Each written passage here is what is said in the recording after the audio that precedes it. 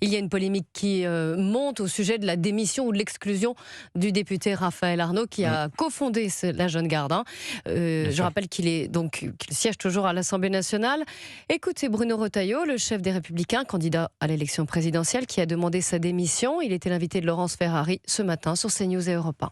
Il faut demander, bien entendu, l'exclusion, mais pas seulement.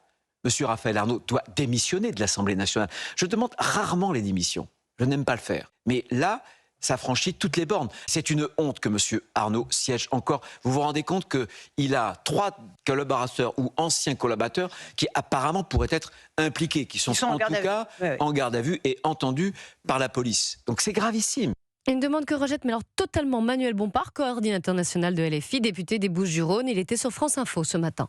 Il n'en est pas question. En vertu de quelles règles que vous avez inventées désormais, une personne, un employeur, devrait être responsable des actes commis par ses salariés? C'est le fondateur d'un mouvement Non, Antifa, madame, la Jeune Garde, connue dissous pour violence, Manuel c'est une Bompard. question liée à ses collaborateurs. Est-ce que vous connaissez... Ses collaborateurs sont membres aussi de ce mouvement. Est-ce que madame, vous déterminez désormais que dans notre pays, quand un salarié commet un acte problématique, s'il l'a commis, c'est son patron qui doit en être responsable? Non, mais faire entrer à l'Assemblée un mouvement Antifa qui a été dissous pour violence, Manuel Bompard, pour vous, c'est pas avoir une responsabilité? Non.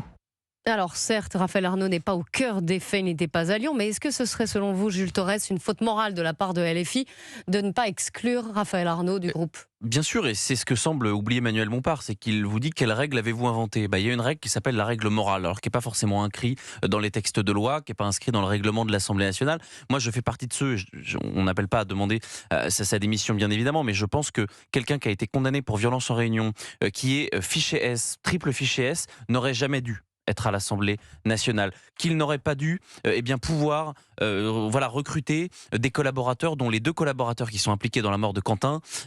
D'abord, il y en a quand même un qui était sous pseudonyme. Je vous rappelle aussi que Raphaël Arnaud, ce n'est pas son vrai nom, qui s'appelle Archenot. Là aussi, ça pose une question. On a un député de la République qui parle aux Français quand il parle ou quand il parle aux Avignonnais, qui ne parle pas en son nom propre. Ça pose quand même une question. Et deuxièmement, combien y en a-t-il ? Est-ce qu'on pourrait avoir le droit de vérifier combien de députés de la France Insoumise sont fichés S?